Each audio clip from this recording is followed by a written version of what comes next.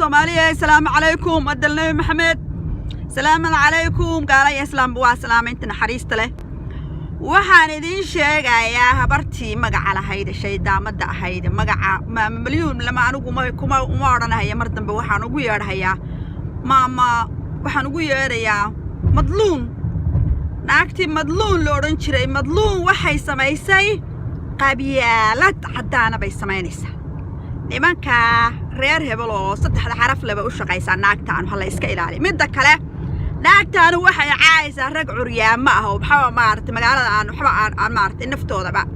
yaa maartay niman maartay caayisa rag bay caayisa aan magaalada waxba ka ahayn ragga magaalada cunay ee dad cunka ah iyo dadka magaalada haysta waa reerahooda weey waa reeraha ay ka soo jeedo weey ay doofaarad ah weey qabyaaladaysato raysisata ah weey dada waxa magaalada ka ahayn bay oo waxba ah raaciyada oo kala ah bay caayisa aflagaadeynaysa oo meel walba raaciyad ka ah meel walba lagu haysto raaciyad ka ah nothing bay aflagaadeynaysa naagtaas wallaahi ya billahi waxa weeye naagtaas waxay ka wadaa sheekadooda waa sheekadooda waxay ragga wayba kufsanaysaa dawaati cashadii odaygii magaca lahaay baadhiga la dhiganaysay waad ogeydeen inay kufsatay rabto ka carray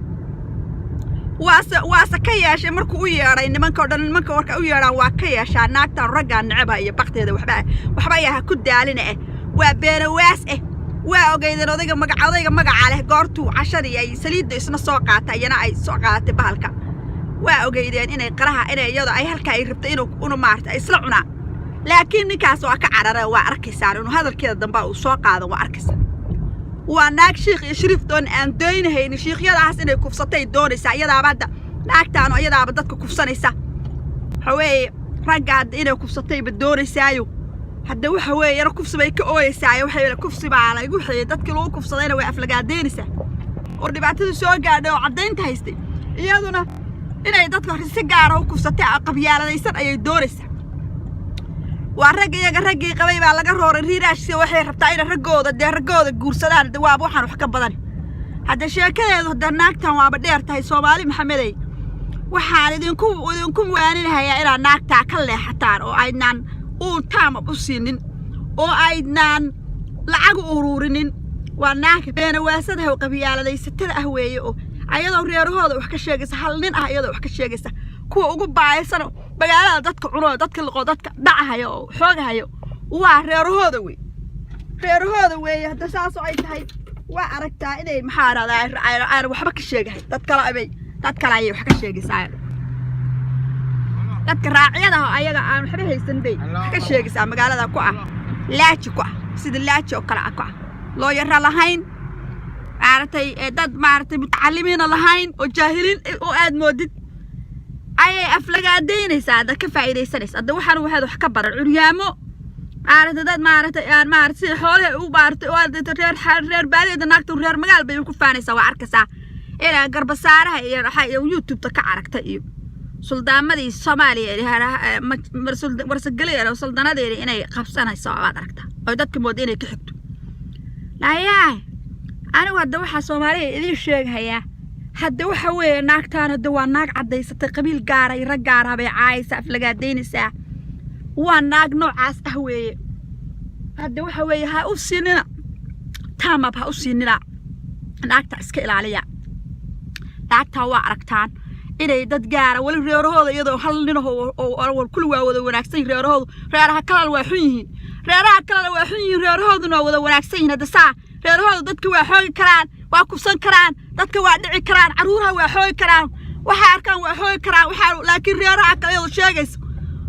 reerahooda iyada reeraheeda waa reeraha dadka xun qabiilada dadka ayaa xun waa kibirta waa naag kibirta maalmo garabsaan inta loo iibiyo la leeyahay dadka cay la leeyahay hadda waxa weeye Soomaaliya hadda saas aad u aragtaan xagee lagu kala baxayaa qabyaalada isu taagaysa hadda naagaha la baawar gareynayo garabsaan loo iibinayo la leeyahay dadka caaya oo naagaha kale la kufsanayo oo la qarinayo oo maartay la xooghayo oo reerahooda ay maartay garbasaar u iibinayeen reerahooda ayna baawar gareynayn oo ay meesha u taga ka cayrinayaan hadda reerahooda hadda waa reerahaas waa reer qurun leh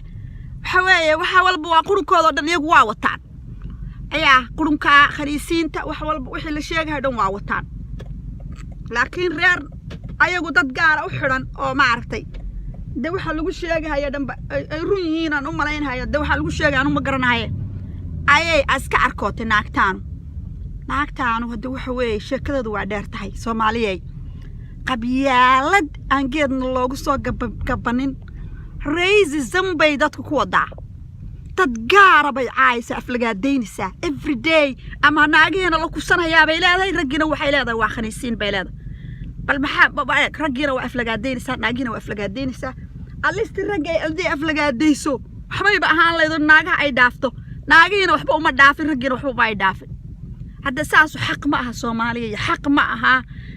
ma aha qof aan ragina aan dhaafin naagina aan dhaafin oo wax laga dhacay oo wax laga qaatay ay jirin oo la dilin oo la xirin oo la kufsanin oo wax cadeyn aan haysana Soomaaliya aad daba gashaan oo aad wadaan ma wanaagsana oo dadka xuquuqda beenta ku hadlayo oo siisaan oo dadkii dhibaataysanaa maartay meel waxayna aadnan maxay soo booqan dadkii dhibaataysanaa isbitaalada yaalay ama kaliya ka dhaceen magaaladiina joogay aydna waxba u qabanin waydna soo booqanin haye maxanaag maanta iska daldalmaysan lacag ku daldalaysaan xaq ma aha Soomaaliya xaq ma aha